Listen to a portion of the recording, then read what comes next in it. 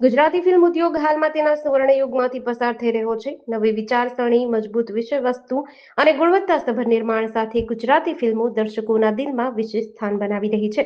આવા સમયમાં ગુજરાતી સિનેમાને વધુ એક સુંદર, મનોરંજક અને સંવેદનશીલ ફિલ્મ મળવા જઈ રહી છે.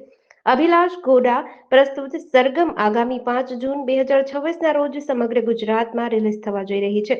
તાજેતરમાં જ તિહાઈ ટોક દ્વારા ફિલ્મનું સત્તાવાર ટ્રેલર લોન્ચ કરાયું હતું, જેને દર્શકો અને સોશિયલ મીડિયા પર શાનદાર પ્રતિસાદ મળી રહ્યો છે.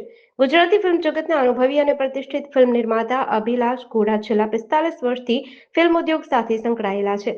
ફિલ્મના હર્ષલ માંકડ, હેયાન, શ્રી માંડવિયા, દર્શિના બારોટ, હર્ષિત ઢેબર મુખ્ય ભૂમિકામાં જોવા મળશે. ફિલ્મના દિગ્દર્શક અને નિર્માતા નિલેશ ચોવટિયા છે, જ્યારે ધન્યતા એસોસિએટના સ્વર્ગવાસી સિદ્ધરાજસિંહ જાડેજા, યોગીરાજસિંહ જાડેજા, અશોકસિંહ જાડેજા, રાજવીરસિંહ જાડેજા, દેવીરાજસિંહ જાડેજા અને રાજુભાઈ મોઢવાડિયા એસોસિએટ નિર્માતા તરીકે ફિલ્મ સાથે જોડાયેલા છે.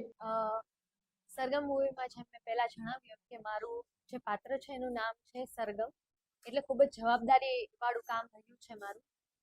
મૂવી વિશે વધારેમાં જણાવું તો અમારા મૂવીની એક ટેગલાઇન બહુ ફેમસ છે અત્યારના હાલમાં, બધાને અમે કહીએ છીએ કે સાચા સમયે ખોટા વ્યક્તિને અને ખોટા સમયે સાચા વ્યક્તિને પ્રેમ કરવો એ ગુનો છે. પ્રેમ કરવો એ ગુનો નથી, પણ જો આ કન્ડિશનમાં કે આ સિચ્યુએશનમાં પ્રેમ થાય કોઈને, તો એ ઘણા લોકોના સંસારને અસ્તવ્યસ્ત કરી દેતું હોય છે.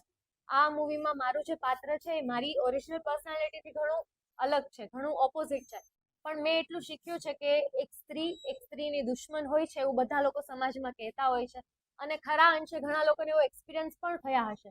પણ આ મૂવી જોયા બાદ હું એટલી અપેક્ષા રાખું છું જનતા પાસેથી કે એક વખત તો વિચારશે જ આ વાક્ય ઉપર કે એક સ્ત્રી સાચે જ શું એક સ્ત્રીની દુશ્મન હોય છે કે નથી હોતી. જેડીસી ન્યૂઝ સાથે સંજીવ રાજપૂત, અમદાવાદ.